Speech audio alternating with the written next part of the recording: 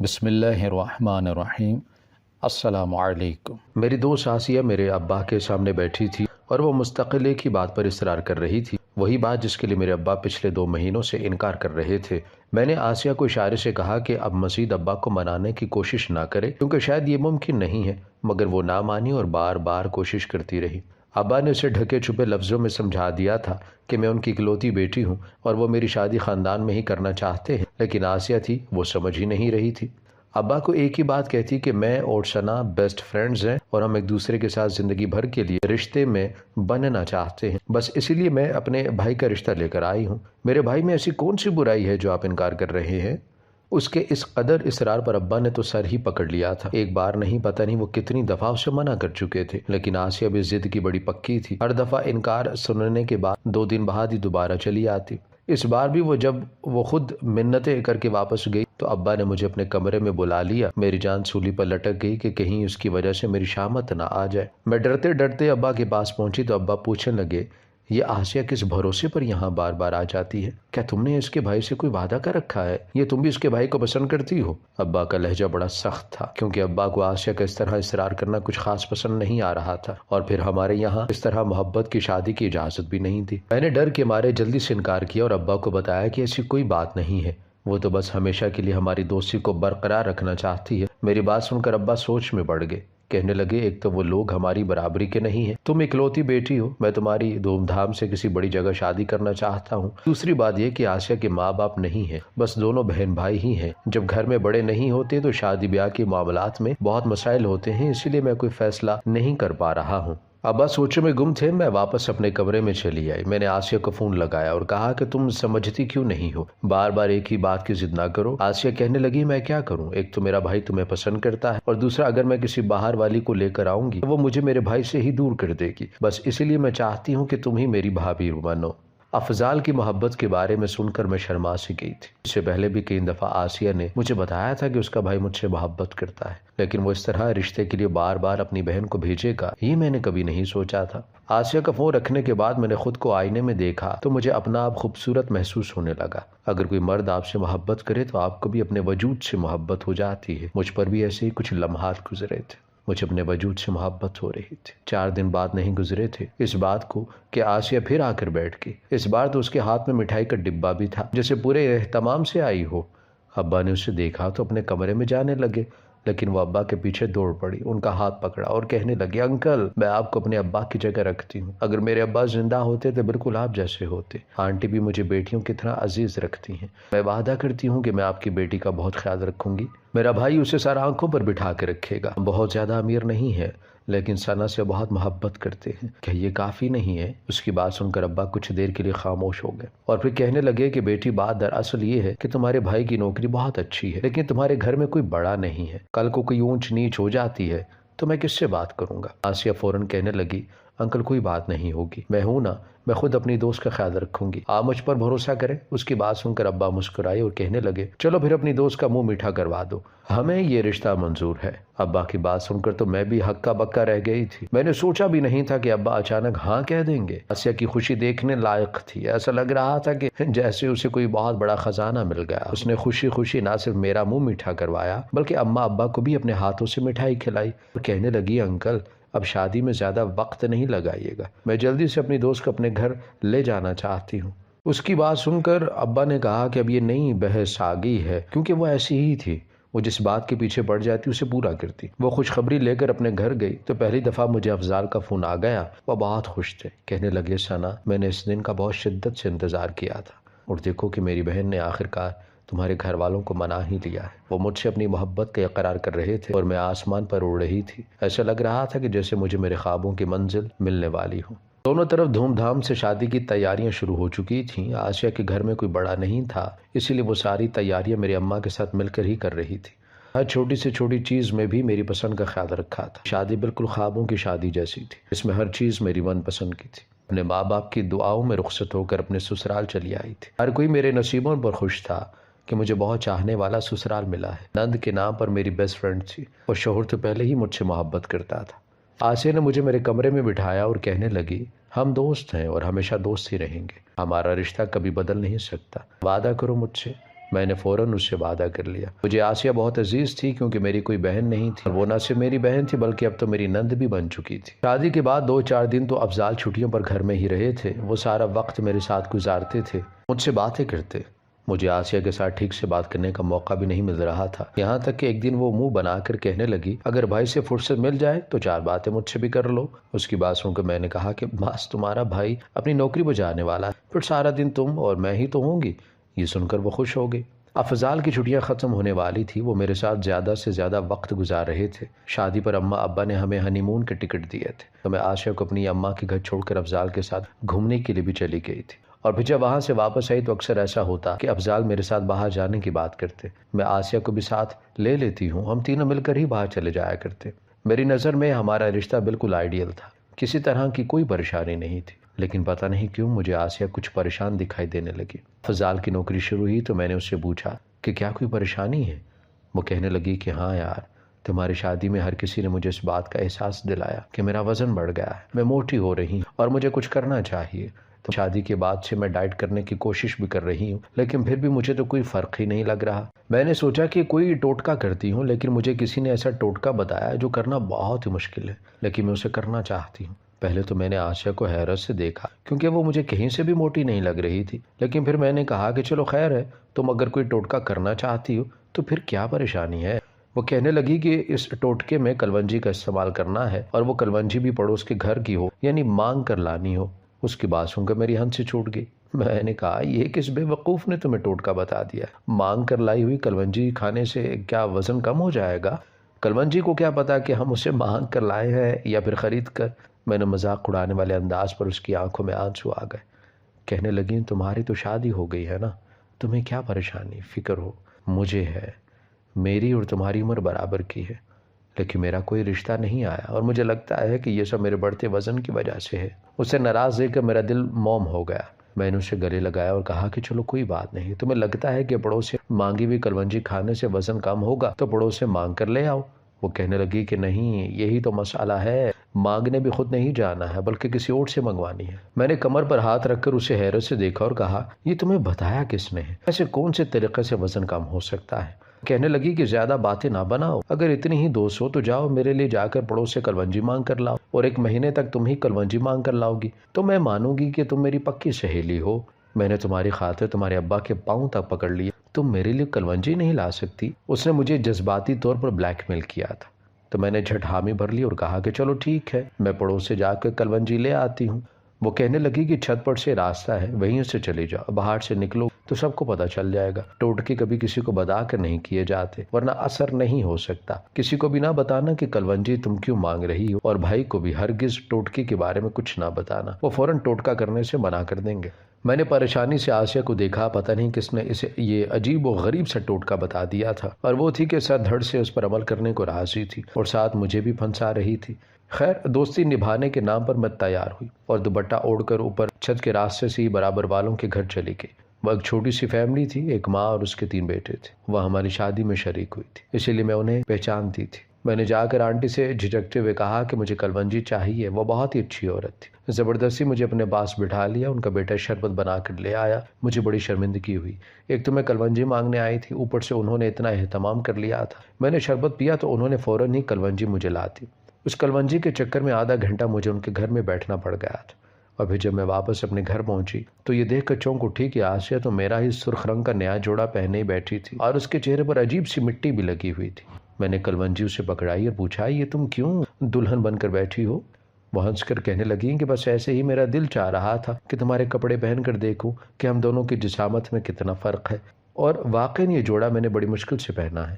تم سمارٹ ہو اور میں موٹی ہوں، لیکن اب میں تمہاری لائی ہوئی کلونجی کھاؤں گی تو دیکھنا کتنی جلدی پتلی ہو جاؤں گی، اور پھر میرا بھی اچھا رشتہ آئے گا، میں رخصت ہو کر چلی جاؤں گی، تم یہاں راج کر لینا۔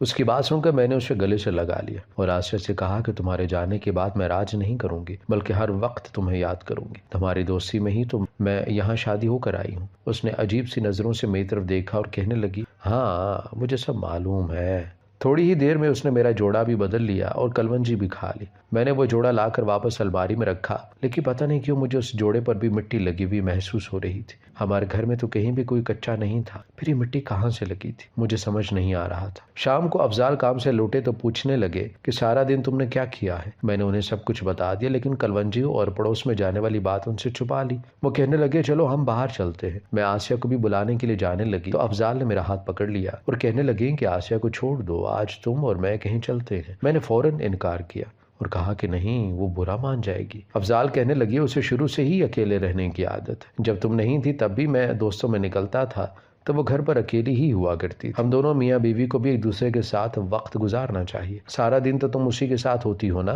उनकी बात सुनकर मैं खामोश हो गई। मैं जल्दी से तैयार हुई, चादर पहनकर बाहर निकलने लगी तो आसिया ने देख लिया। पूछने लगी तुम कहाँ जा रही हो। मैंने उसे बताया कि अफजाल के साथ बाहर जा रही हूँ। तो वो बिल्कुल चुप हो गई। मैंने कहा कि तुम भी हमारे साथ चलो, तो उसने खुद ही इनकार कर दिया। कहने लगी कि मैं कबाब में हड्डी बनकर क्या करूंगी, तुम और भाई चले जाओ। वो अपने कमरे में चलेगी और मेरा दिल अजीब सा हो गया। मुझे ऐसा लग रहा था कि उसे शायद बुरा लग गया हो। गाड़ी में बैठते ही मैंने यही बात अफजाल से कही तो वो कहने लगे तुम कुछ ज्यादा ही सोच रही हो। आसिया कोई छोटी बच्ची नहीं है, उसे मालूम है कि मियाँ बीवी की भी कोई प्राइवेसी होती है। हर जगह उसे जबरदस्ती बीच में लाना जरूरी तो नहीं है। जहाँ उसे ले जाना होगा हम ले जाएंगे, लेकिन कभी कभी हम दोनों को भी एक दूसरे को वक्त देना चाहिए। वैसे भी आज मैं तुम्हें अपने दोस्त के घर लेकर जा रहा हूँ। उसकी अम्मा तुमसे मुलाकात करना चाह रही थी। वो मेरा बहुत पुराना दोस्त है। उसके बाद अफजाल मुझसे अपने सारे दिन भर की बातें करने लगे और मैं भी उनके साथ बातों में मसरूफ हो गई। आसिया का ख्याल मेरे दिमाग से खुद ही निकल गया। अगले दिन आसिया ने फिर मुझसे कलवंजी लाने को कहा तो मैंने इनकार ना किया। पहले ही मुझे डर था कि वो मुझसे नाराज ना हो गई हो, इसीलिए मैं फौरन पड़ोस में गई और उनसे कलवंजी मांगी। आंटी ने फिर मुझे कलवंजी दे दी, लेकिन जल्दी वापस न आने दिया, बल्कि बातों में बिठा दिया। उनके 3 बेटे थे, इसलिए वो बहुत अकेलापन महसूस करती थी। मेरे जाते ही वो पता नहीं कौन कौन से किस्से छिड़कर बैठ गई और मुरव्वतन मुझे उनके किस्से सुनने पड़े। कोई घंटे भर बाद मैं लौटकर वापस आई तो आसिया शीशे के आगे खड़ी थी और उसने मेरा गुलाबी रंग का जोड़ा पहन रखा था। चेहरा उसका फिर मिट्टी आलूद महसूस हो रहा था। मैंने पूछ लिया कि तुम्हारे चेहरे पर मिट्टी कैसे लगी और फिर तुमने मेरा जोड़ा पहन रखा है, खैरियत तो है। आसिया कहने लगी मैं देख रही थी कि पड़ोस वालों की कलवंजी खाने से मेरा कितना वजन कम हुआ है, इसीलिए तुम्हारा जोड़ा पहन लिया। यूं भी मेरे पास इतने खूबसूरत रंगों के जोड़े नहीं हैं। भाई हमेशा मुझे इतने हल्के हल्के रंग दिला देते हैं। वो खुद को एक दफ़ा फिर शीशे में देखने लगी, लेकिन इस दफ़ा मुझे उसका अपना ये जोड़ा पहनना अच्छा नहीं लगा था। मेरा ये जोड़ा मुझे मेरे अब्बा ने तोहफे में दिया था और मैंने खुद भी उसे अभी तक एक दफ़ा भी नहीं पहना था। आसिया ने मुझसे पहले ही पहन लिया। बस यही बात मुझे कुछ अच्छी नहीं लग रही थी। ना चाहते हुए भी मैंने कह दिया कि ये वाला जोड़ा जल्दी उतार दो, ये अब्बा ने मुझे तोहफे में दिया था। मेरी शादी के बाद अम्मा अब्बा उम्रे पर चले गए। मैं उनकी वापसी पर यह जोड़ा पहनना चाहती थी। उसने कुछ ना कहा और वो जोड़ा उतार कर मुझे दे दिया और कलवंजी खा ली। मैं खामोशी से उस जोड़े को तय करके अलमारी में रखने लगी तो ये जोड़ा भी मुझे मिट्टी में अटा हुआ महसूस हुआ। मेरा दिल खराब हो गया था। ये जोड़ा मुझे बहुत अजीज था और मेरे पहने बगैर ही ये गंदा लग रहा था। इस पर काम भी ऐसा था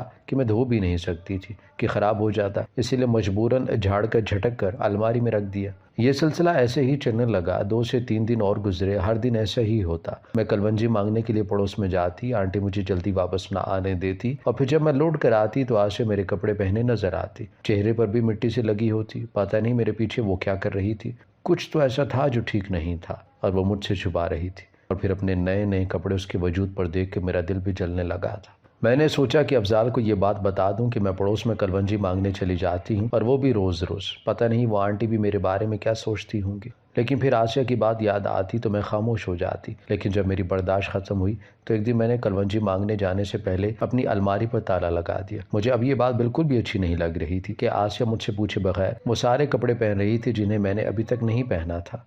ताला लगाकर मैं मुतमईन हो गई कि आज वो मेरा सूट नहीं पहन सकेगी और उसके कहने पर मैं पड़ोस में चली गई। आंटी ने फिर मुझे बिठा लिया और वो अपनी तकलीफ बता रही थी। उन्हें रात से कमर में बहुत दर्द था। वो डॉक्टर के पास भी गई थी और दवा लेकर भी आई थी, लेकिन शायद ये इसी दवा का असर था कि वो मुझसे बात करते करते 10 मिनट में ही गनूदगी में चली गई। आमतौर पर मुझे उनके पास घंटा लग जाया करता था, लेकिन उस दिन मैं 10 मिनट भी ही खड़ी हो गई क्योंकि आंटी तो सो चुकी थी। मैं छत के रास्ते गई थी, इसलिए जब छत के रास्ते से सीढ़ियां उतर कर नीचे आई तो मेरी आंखें हैरत से खुली की खुली रह गईं। आसिया घर में मौजूद नहीं थी। वो तो कभी अकेली कहीं नहीं जाती थी, फिर उस वक्त कहाँ चली गई थी। मैं खामोशी से यहाँ वहाँ घर में नजर दौड़ाने लगी, लेकिन वो कहीं ना मिली। और फिर जैसे ही मैं घर की बैरूनी दरवाजे के बाहर पहुंची तो मेरी जान निकल गई। आसिया दरवाजे पर खड़ी थी। उसने मेरा ही लिबास पहन रखा था। یہ وہ لباس تھا جو میں نے استری کر کے ہینگر پر لگایا تھا، الماری اندر نہیں رکھی تھی۔ وہ دروازے پر کھڑی کسی سے بات کر رہی تھی اور اس کی باتیں سن کر میری جان نکل رہی تھی۔ عشق اور عاشقی کی ایسی باتیں میں نے اس کے منہ سے آج تک نہیں سنی تھی۔ نہ جانے وہ کس لڑکے کے ساتھ عشق لڑا رہی تھی۔ پہلے میں نے سوچا کہ اسے آواز دوں، لیکن پھر میں پیچھے ہو کر چھپ گئی تاکہ دیکھ سکوں کہ وہ مجھے کلونجی کے نام پر بھیج کر کیا کر رہی ہے۔ تھوڑی دیر بعد میں نے اس دروازے کو بند کیا تو میں نے دیکھا کہ اس کے منہ پر اچھی خاصی مٹی لگی ہوئی ہے۔ شاید ایسا اس لیے تھا کیونکہ اس نے اپنا منہ دروازے کی اوٹ میں چھپایا ہوا تھا اور دروازے پر ہی مٹی تھی۔ کچھ مٹی میرے کپڑوں پر بھی لگ چکی تھی۔ وہ دروازہ بند کر کے اندر آئی اور سکون سے صوفے پر بیٹھ گئی۔ پھر اس نے فون اٹھا کے نہ جانے کس کو فون لگایا اور کہنے لگی، بڑا مزہ آنے والا ہے، اب ثنا کو پتہ چلے گا کہ میرے ساتھ بے وفائی کرنے کا انجام کیا ہوتا ہے۔ میں نے اس کے کپڑے پہن کر اپنا حلیہ اس جیسا بنا کر گلی کے لڑکے کو وہ بے وقوف بنا لیا ہے اور پڑوس والی آنٹی کے بیٹے کو بھی یہ یقین دلا دیا ہے کہ ثنا اس کی محبت میں روز روز کلونجی مانگنے اس کے گھر آتی ہے۔ اب وہ دن زیادہ دور نہیں جب میں بہت آسانی سے ثنا کو بھائی کی نظروں میں بد کردار ثابت کر دوں گی اور اسے اس گھر سے نکال دوں گی۔ میں تو اسے یہ سوچ کر اس گھر میں لائی تھی کہ وہ میری دوست ہے، میرے بھائی کو مجھ سے الگ نہیں کرے گی، لیکن اس نے تو آ کر دشمنوں جیسی حرکت کی۔ میرا پیارا بھائی مجھ سے جدا ہو گیا، ہر وقت اس کے پلو سے بندھا رہتا ہے۔ اب دیکھنا میں کیسے اسے یہاں سے باہر نکالتی ہوں۔ جتنی محبت میں نے اس سے کی تھی اس سے کہیں زیادہ اب نفرت کرتی ہوں۔ اسے کیا لگا تھا کہ وہ جو چاہے گی کرے گی اور میں خاموش بیٹھی رہوں گی۔ اب جب وہ منہ کے بل زمین پر گرے گی تو اسے پتہ چلے گا کہ میرے ساتھ دھوکہ کرنے کا نتیجہ کیا ہوتا ہے۔ پڑوس والی آنٹی کا بیٹا بھی اس کی بد کرداری کی گواہی دے گا اور یہ گلی کا یہ لڑکا بھی، کیونکہ دونوں ہی یہ سمجھتے ہیں کہ ثنا ان کے چکر میں ہے۔ وہ بھائی کے سامنے لاکھ خود کو پارسا ثابت کرنا چاہے لیکن وہ میرے جال میں پوری طرح پھنس گئی ہے۔ کیا بتائے گی وہ بھائی کو کہ روز روز پڑوس میں کلونجی لینے کیوں جاتی تھی؟ میں تو صاف انکار کر دوں گی کہ میں نے تو سنا ہی کچھ نہیں تھا، وہ خود ہی جایا کرتی تھی۔ اس کے پاس کوئی جواز ہی نہیں بچے گا، کوئی تعویل نہیں ہوگی کہ وہ خود کو بچا سکے۔ آسیہ کی بات سن کر میرے قدموں تلے سے زمین نکل گئی تھی۔ میں تو سوچ بھی نہیں سکتی تھی کہ وہ لڑکی جو خود کو میری بیسٹ فرینڈ کہتی تھی، اتنی محبت سے میرے ماں باپ سے میرا رشتہ مانگنے آئی تھی، جس نے بڑے مان سے مجھے اپنی بھابھی بنایا تھا، وہ آج میری دشمن بن کر میرے سامنے کھڑی ہو گئی تھی، اور وہ بھی اس طرح کہ میں کسی کو منہ دکھانے لائق بھی نہ رہوں گی۔ اچانک ہی آسیہ کے سامنے آ گئی اور کہا کہ مجھے بتاؤ میں نے کیا کیا ہے، کس بات کی دشمنی نکالو گی مجھ سے؟ تمہارے بھائی کو میں نے تم سے الگ نہیں کیا ہے اور نہ ہی اس کے دل میں تمہاری محبت کم ہوئی ہے، بس میں اس گھر میں نہیں آئی ہوں اس لیے وہ کچھ زیادہ وقت مجھے دیتا ہے، لیکن کچھ دن گزریں گے تو پھر ہم دونوں اس کے لیے ایک جیسے ہو جائیں گے۔ تم اس کی بہن ہو اور بہن ہی رہو گی، میں اس کی بیوی ہوں، بیوی ہی رہوں گی، نہ تم میری جگہ لے سکتی ہو نہ ہی میں تمہاری۔ یہ کس بات کا بدلہ ہے، کس بات کی جلن ہے؟ مجھے اپنے سامنے کھڑا دیکھ کر وہ ہکا بکا رہ گئی تھی، کیونکہ اسے یقین تھا کہ میں گھنٹے سے پہلے نہیں لوٹوں گی، کیونکہ پڑوس والی آنٹی کی عادت ہی ایسی تھی، وہ جسے بھی اپنے پاس بٹھا لیتی گھنٹے سے پہلے نہ چھوڑتی۔ آسیہ گھبرا کر کھڑی ہوگی اور پھر کہنے لگی، تم نے میرے بھائی کو مجھ سے جدا کیا، وہ اب مجھے چھوڑ کر تمہارے ساتھ گھومنے نکل جاتا ہے، اور تم بھی اتنی بے وفا ہو کہ مجھے پوچھتی تک نہیں ہو۔ تمہیں کیا لگتا ہے میں تمہاری مکاریاں نہیں سمجھتی؟ تم آہستہ آہستہ مجھے میرے بھائی کے دل سے نکالنا چاہتی ہو، میری جگہ چھیننا چاہتی ہو، اس گھر پر راج کرنے کے خواب دیکھ رہی ہو۔ میں نے آسیہ کے آگے ہاتھ جوڑے اور کہا کہ خدا کے واسطے فضول قسم کے خیالات اپنے ذہن میں مت لاؤ، میں پہلے بھی تمہاری دوست تھی، اب بھی تمہاری دوست ہوں، میں تم سے تمہارے بھائی کو کیوں چھینوں گی؟ تم اس کی بہن ہو، وہ تم سے محبت کرتا ہے، تم دونوں ایک ماں باپ کی اولاد ہو، میں باہر والی ہوں، لیکن اس کا یہ مطلب نہیں کہ میں تمہاری دشمن ہوں۔ لیکن تم نے تو میرے ساتھ دشمنوں سے بھی بدتر سلوک کیا، سیدھا میرے کردار پر ہی حملہ کر دیا۔ ایک بار سوچتی تو صحیح کہ اگر میں اس گھر سے جاؤں گی تو صرف میں ہی برباد نہیں ہوں گی بلکہ تمہارے بھائی کی زندگی بھی خراب ہو جائے گی۔ میری بات سن کر آسیہ خاموش ہو گئی، پھر وہ رونے لگی اور روتے ہوئے کہنے لگی کہ میرے ماں باپ نہیں تھے، مجھے میرے بھائی نے پال پوس کر بڑا کیا، مجھے لگا تھا کہ میں تمہیں دلہن بنا کر لاؤں گی تو میرا بھائی مجھے نہیں بھولے گا، تم بھی مجھے یاد رکھو گی، لیکن تم دونوں ایک ہو گئے اور میں خیر ہو گئی۔ اس دن بھی تم لوگ مجھے چھوڑ کر رات کو باہر چلے گئے، میں سارا وقت روتی رہی۔ آسیہ آنسو بہانے لگی تھی، اس کے اندر کی احساس کمتری مجھے واضح دکھائی دے رہی تھی۔ میں نے فوراً اسے سینے سے لگایا اور کہا کہ آسیہ، میں پہلے بھی تم سے محبت کرتی تھی اور اب بھی محبت کرتی ہوں، میں بھی اس دن تمہیں چھوڑ کر نہیں جانا چاہتی تھی، لیکن تمہارے بھائی کے دوست کے گھر جانا تھا اور مجھے وہاں جانے کی بات پتہ چلا کہ تمہارے بھائی نے اپنے دوست سے تمہارے رشتے کی بات کی ہے، اور ہم اسی سلسلے میں گئے تھے تاکہ اس کی اماں تمہارے لیے رشتہ مانگ سکے۔ بتاؤ ایسے میں تمہیں لے جانا مناسب ہوتا کیا؟ تمہارے بھائی نے مجھے منع کیا تھا کہ یہ بات ابھی تمہیں نہ بتاؤں، ایک دفعہ رشتہ پکا ہو جائے تو پھر ہم تمہیں خود بتا دیں گے۔ تمہارے بھائی کا دوست بہت اچھا لڑکا ہے، اس کی بہت اچھی نوکری، گھر والے بھی اچھے، تمہارا بھائی تمہارا مستقبل محفوظ بنانا چاہتا ہے اور بس اسی لیے فکر مند ہے۔ وہ مجھے ان کے گھر اسی لیے لے کر گیا تھا تاکہ میں ان کا رہن سہن دیکھ سکوں اور یہ بھی دیکھوں کہ وہ گھر تمہارے حساب سے ٹھیک بھی ہے یا نہیں۔ مجھے تو سب چیزیں بہت پسند آئی ہیں اور ان کی اماں نے کہا ہے کہ وہ جلد ہی تمہیں دیکھنے کے لیے آئیں گے۔ صحیح وقت آنے پر ہم تمہیں یہ بات بتا دیتے، لیکن مجھے نہیں معلوم تھا کہ تم اس بات کا اتنا غلط مطلب نکالو گی اور میرا ہی گھر توڑنے کی بات کرو گی۔ سارا سچ جان کر آسیہ ہکا بکا رہ گئی اور کہنے لگیں کہ ثنا مجھے معاف کر دو، مجھے لگا تھا کہ تم بدل گئی ہو، مجھے چھوڑ کر بنا بتائے بھائی کے ساتھ گھومنے چلی جاتی ہو، مجھے نہیں معلوم تھا کہ تم لوگ میرے مستقبل کے لیے فکر مند ہو، مجھ سے غلطی ہو گئی۔ دیکھا جاتا تو اس کی غلطی بہت بڑی تھی، کی وجہ سے میرا گھر ٹوٹ سکتا تھا، لیکن وہ میری بیسٹ فرینڈ تھی، میں اس کا درد جانتی تھی۔ اس نے ساری زندگی ماں باپ کے بغیر گزاری تھی، شاید اسی لیے وہ اپنے بھائی کی دوری برداشت نہیں کر سکتی تھی۔ میں نے اسے گلے سے لگا لیا اور کہا کہ اب رونے کی کیا ضرورت ہے، 2 دن بعد ارسلان کے گھر والے آنے والے ہیں، تمہارا بھائی آج رات کو خود تمہیں یہ بات بتائے گا، اسے ہرگز نہ بتانا کہ میں تمہیں پہلے ہی بتا چکی ہوں۔ میری بات سن کر آسیہ ہنس پڑی، اس کے چہرے پر خوشی آ گئی، اسے خوش دیکھ کر میں بھی مطمئن تھی۔ جو کچھ ہو چکا تھا ہم دونوں ہی اسے بھول جانا چاہتے تھے، کیونکہ وہ ایک ایسی بھیانک حقیقت تھی جسے یاد رکھنے پر ہر رشتہ بگڑ سکتا تھا۔ 2 دن بعد ارسلان کے گھر والے آئے اور آسیہ کا رشتہ پکا ہو گیا، ہم دونوں کا تعلق پھر سے بحال ہو گیا۔ لیکن کبھی کبھی یہ سوچ کر مجھے ڈر لگتا ہے اگر مجھے وقت پر حقیقت نہ پتہ چلتی اور میں اور آسیہ کے جذبات نہ جان پاتی تو کتنا کچھ ہو سکتا تھا، میری زندگی میں طوفان آ جاتا۔ کبھی کبھی ہمیں ارد گرد کی خبر نہیں ہو پاتی اور جب طوفان سر پر آ جاتا ہے تو تب اندازہ ہوتا ہے، اس لیے ہمیں چاہیے کہ اپنے پاس رہنے والے لوگوں کے جذبات اور حالات سے واقف رہیں، اور اگر کوئی ایسا انسان ہو جو احساس کمتری کا شکار ہے تو اسے زیادہ سے زیادہ وقت دیں، محبت اور توجہ دیں تاکہ وہ اس احساس کمتری سے نکل آئے اور اپنی اور دوسروں کی زندگی برباد نہ کرے۔